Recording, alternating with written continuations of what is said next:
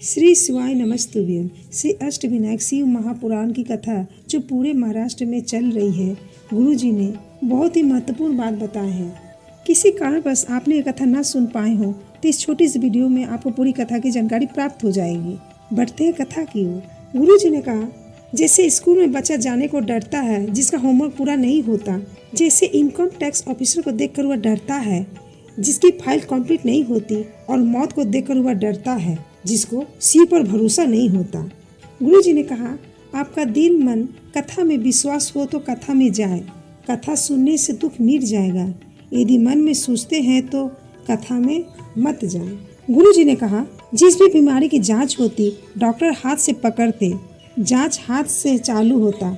एक लोटा जल महादेव पर चढ़ाते तो महादेव हाथ देख कर लेते। इसको तकलीफ क्या है, क्योंकि जांच हाथ से होता है। डॉक्टर नाड़ी देखकर भी मरने वालों को बचा नहीं सकता।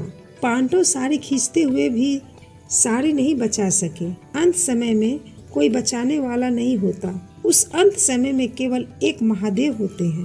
गुरु जी ने कहा, गाय या नंदी रोटी खाने के बाद चला जाए, फिर वापस आकर दरवाजे में खड़ा हो जाए तो समझ ले कि कुछ तकलीफ आपके जीवन में आने वाली है। वह गाय नंदी खड़ी होकर उसे रोक रहा है। गुरु जी ने कहा, 18 तारीख को हरतालिका तीज जहाँ फुलेरा बंधे 5 फुलेरा का दर्शन जरूर करें। आप हरतालिका तीज व्रत नहीं करते, सनातन धर्म तो हो। हरतालिका तीज के दिन 5 पत्ती या 5 फूल शंकर जी के मंदिर में या जिसके घर में फुलेरा बंधा है, हरतालिका तीज हो रही हो, वहाँ पर समर्पित कर दे। वह सुख आनंद देने वाली होती है। यह केवल नारियों के लिए नहीं बल्कि बच्चे पुरुष सभी के लिए है।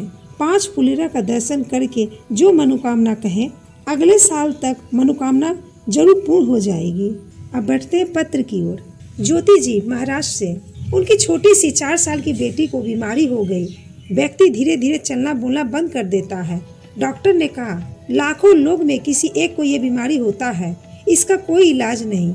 शरीर काम करना बंद कर दिया। किसी ने कहा, शिव जी पर कुंदकेश्वर महादेव के नाम से जल चढ़ाओ, बेलपत्र चढ़ाओ, बेटी को दो। 5 दिन लगातार दिए। बेटी धीरे धीरे ठीक होने लगी। गुरुजी बेटी को गोद में लिए और एक बेलपत्र भी दिए। दूसरा पत्र, संगीता जी नासिक से, उनकी बेटी डॉक्टर का 2 बार एग्जाम दी पर सफलता नहीं मिली तो उन्होंने टीवी में कथा सुनी। प्रदोष काल के समय में शाम में शिव जी बेलपत्र में अपने दरवाजे पर दिया लगाने को कहा। पशुपति व्रत भी किए। 2 महीने पूरे नहीं हुए कि बेटी पास हो गई, अच्छे हॉस्पिटल में प्रतिष्ठित है।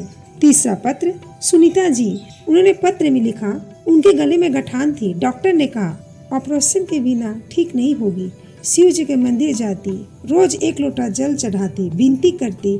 दूसरी जांच के लिए हॉस्पिटल में गई तो डॉक्टर ने कहा आपको ऑपरेशन की जरूरत नहीं पड़ेगी, गठान गल चुकी है। चौथा पत्र, कमला जी ने पत्र लिखे। वह रोज 1.5 साल से कथा टीवी में देख रही थी। उनके 13 साल से ब्रेस्ट कैंसर था। हालत बहुत खराब रहती थी। डॉक्टर ने कह दिया इसका कोई इलाज नहीं। बच्चों से कहा मंदिर जाने को, उस जल को कैंसर वाली जगह पर लगाती, आचमन भी करती। वह मंदिर नहीं जा पाती थी। 6 महीने तक लगातार किया। फिर वह जांच के लिए डॉक्टर के पास गई तो डॉक्टर ने कहा कैंसर समाप्त हो गया। 5वां पत्र, मेघा जी ने पत्र लिखे। उनके पीठ पर गठान हो गई थी। डॉक्टर ने ऑपरेशन के लिए बोल दिया था।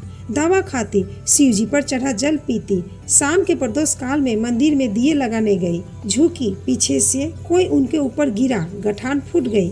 जांच कराई, डॉक्टर ने कहा अब गठान नहीं है, तुम पूरी तरह से ठीक हो। 9वां पत्र, सीमा जी संतोष नगर से आई। उनका बेटा 4.5 साल का था।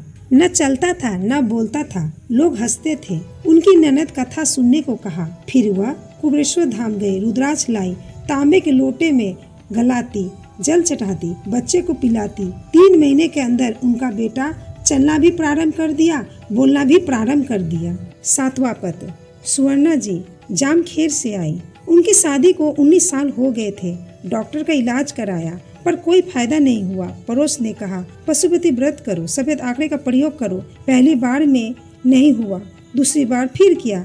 तीसरा व्रत था, गर्भ ठहर गया। बाबा की कृपा से उन्हें संतान की प्राप्ति हुई। गुरुजी आगे कथा जानकारी देते हुए बताते हैं 23 तारीख से 29 तारीख को सीहोर अग्रवाल धर्मशाला में एक कथा होगी। वह कथा चैनल पर नहीं आएगी, न ही मोबाइल पर आएगी।